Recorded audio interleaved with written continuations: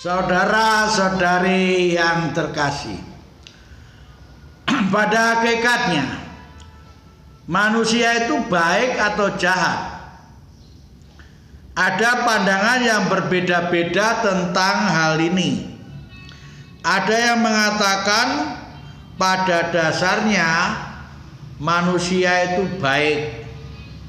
Seperti dalam agama Islam mengatakan bahwa manusia pada kodratnya itu fitri, suci atau murni, maka tidak ada pencemaran dalam diri manusia. Namun dalam perjalanan hidupnya, pencemaran oleh dosa itu baru terjadi. Sehingga tujuan umat muslim pada masa puasa adalah untuk kembali ke fitrah. Lalu keberhasilan dalam upaya untuk kembali itu mereka rayakan dengan upacara Idul Fitri, lahir batin, kembali menjadi bersih, suci dan murni. Filosof Tiongkok Mencius pun berpendapat bahwa manusia pada hakikatnya baik, tetapi karena penyalahgunaannya lalu manusia kehilangan kebaikan yang orisinil itu. Maka untuk menjadi baik ia harus kembali ke perasaan naturalnya. Setiap orang mempunyainya, yaitu apa yang disebutnya dengan komiseratif. Komiseratif di sini diartikan sebagai benar salah, baik jahat, indah buruk, sopan kurang ajar dan sebagainya. Maka seseorang akan menjadi baik kalau dia berusaha menemukan di dalam dirinya nilai-nilai yang positif dan mempraktekkannya. Sedangkan filosof Tiongkok yang lain, Sun Tzu, bertentangan dengan pendapat Mencius. Sun Tzu berpendapat bahwa manusia pada dasarnya jahat. Karena itu diperlukanlah pentingnya pendidikan. Tanpa pendidikan tidak ada masyarakat yang manusiawi. Lalu bagaimana pandangan Kristiani? Baik atau jahatkah kodrat manusia itu? Menurut kitab Kejadian bab 1 ayat 26, manusia diciptakan oleh Allah sebagai citranya atau menurut gambarnya, imago Dei. Ia diciptakan olehnya karena cinta, jiwa dan badannya ikut serta di dalam dirinya roh ilahi. Dalam hierarki ciptaan, manusialah puncaknya dan memiliki tempat khusus di antara segala ciptaan, serta memiliki ketergantungan khusus dengan Allah, Sang Penciptanya. Manusia pertama pada mulanya hidup memiliki relasi yang serasi dengan pencipta dan ciptaan lain. Hidup manusia memenuhi panggilan Sang Pencipta untuk memberi kesaksian tentang Allah,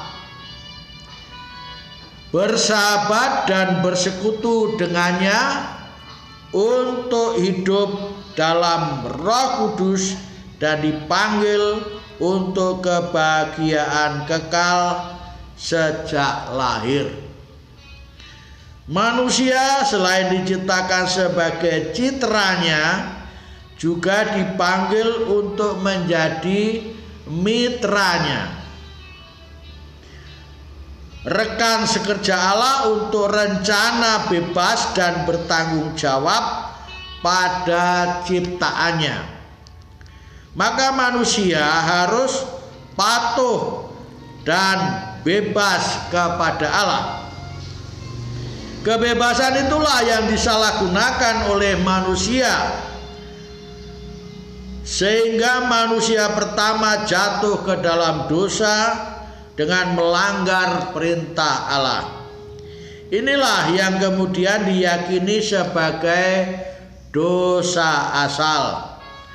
Maka dosa asal itu berasal dari penyalahgunaan kebebasan yang Allah berikan kepada makhluk yang berakal budi itu.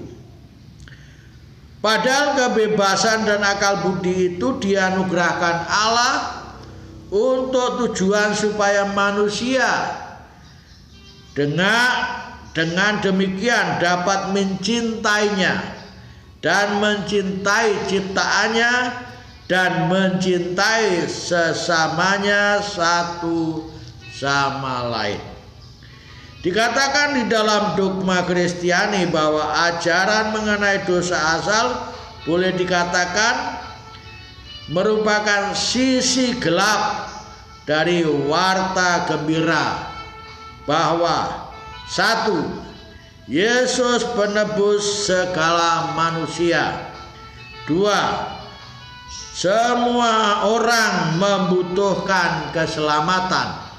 Dan ketiga, berkat Kristuslah keselamatan itu diwartakan kepada semua orang. Karena itu pandangan Kristiani mengatakan bahwa manusia diciptakan Allah pada dasarnya baik, secitra, dan menjadi mitra Allah bahkan. Namun karena manusia menyalahgunakan kebebasan dan menyimpang dari rencana Allah, maka manusia jatuh ke dalam dosa, dikuasai oleh kegelapan dan hidup dalam kejahatan, dan pada akhirnya tidak akan memperoleh tujuan hidup yang dijanjikan Allah, yakni kebahagiaan kekal, kemuliaan, persahabatan, dan persekutuan dengannya. Lalu pemulihannya tidak dengan kuasa atau kemampuan sendiri agar hidup baik, benar, suci, dan murni. Tidak seperti di dalam Muslim dengan puasa dan amal atau ajaran Konfusius melalui jalan manusia dengan menjadi manusia super humanis, ideal humanistik, atau supreme being, atau ajaran jalan alam Loatse dengan semedi non action, atau ajaran Yunsu dengan pendidikan, melainkan melalui jalan salib, yaitu dengan pengorbanan Yesus Kristus yang menderita sengsara, wafat di salib, dan kebangkitannya sampai kemuliaannya. Maka Yesuslah yang menyucikan manusia.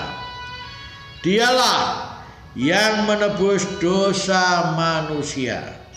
Dosa itulah yang mengakibatkan manusia kehilangan kecitraan dan kemitraannya dengan Allah.